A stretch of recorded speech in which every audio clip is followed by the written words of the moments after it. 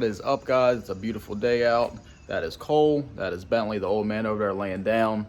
Today, I am going to take the transmission out of the LMM. Like I said in the last video, it is hurt.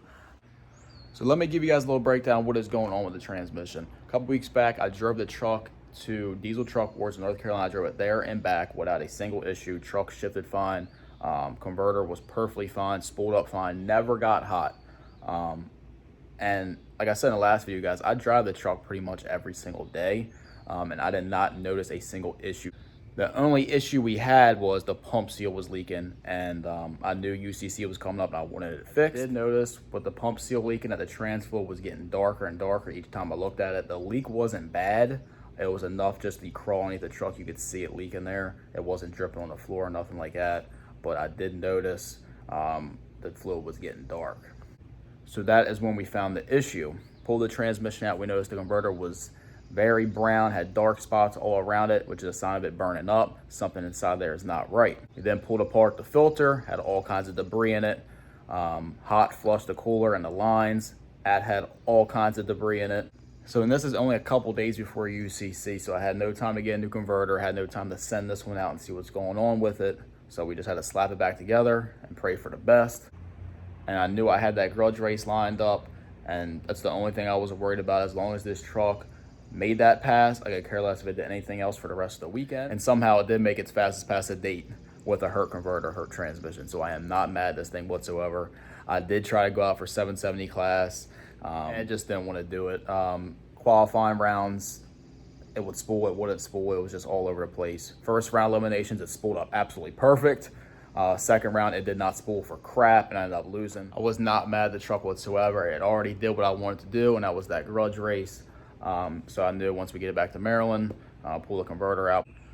So today, guys, I'm going to pull the Allison out. I'm going to show you what the converter is looking like. I'm not going to do a how-to video on how to pull this transmission. There's many videos on here on how to do that. It's pretty self-explanatory. It's pretty simple. Hardest part is getting the converter bolts out, but even that's not that bad. So let's get to it, guys. Surprisingly, guys, the fluid is still clean. Again, it only has 3-4 passes on it.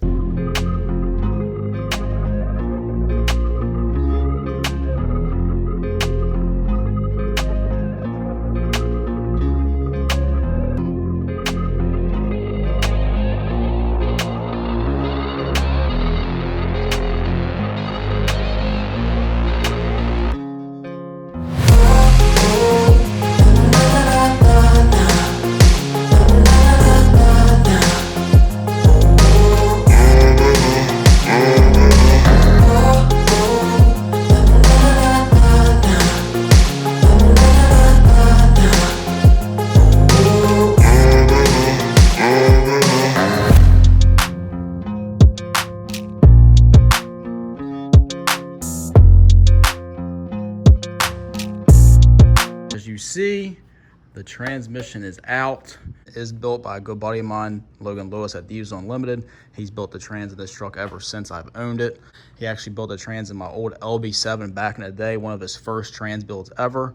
He's also built a trans at my buddy's truck over there. Plenty of high horsepower Allisons built by Logan. And this transmission here is like his 900 horsepower build. It has an input or a billet input shaft, a billet output shaft. Nothing else is billet in the transmission, and it holds the power. Something is up with the converter. We're going to send this out to Garen. As you can see, it is a Garen J Extreme Clutch. I don't know what happened in there, but something definitely failed. They will take care of us. They are a great group of guys over there. That is not supposed to look like that. You can see that thing has had some heat in it. It is not supposed to be brown like that. I wish I had another converter here to show you. Usually when they're brand new, you'll see like a blue line here from the weld. I do have another converter I could show you guys. This is Wes's truck. He has a Garen J as well. So I'm gonna crawl underneath, take the inspection plate off of it, and show you what his converter is looking like. Give you guys a good comparison of the two. So guys, as you can see, I am under his truck. First thing you see is he has a loose bolt here, and he's missing one over there. That is not good, Wes. Side of it. You guys can see like that purple blue line with the brown. That is how they come. That is perfectly fine. Now you can see mine on the other hand, the whole thing is brown. So there's a good comparison of the two. So guys, while we wait on word about the converter and the transmission, I do have a leaky up pipe on the passenger side. I noticed at UCC it was screaming or squealing pretty bad. So that also did not help me with spooling and stuff like that. So let's dive into that and see what's going on. Room for activities now. At first I thought it was the front pipe where the down pipe meets leaking. It is not. It is in fact that up pipe. So we're going to change that out while we're here. Super simple. There's nothing in the way. That's guys, all it is 6 bolts. They are 12s. They are 6 points. I replaced that one not too long ago. These are D-Max Store high flow up pipes and manifolds. They've been on here for about 3 or so years. This one just went. This time I'm actually putting a PPE one on here. They are a little stronger than D-Max Stores. Let's see how Milwaukee gets these off. Like it is nothing. Look at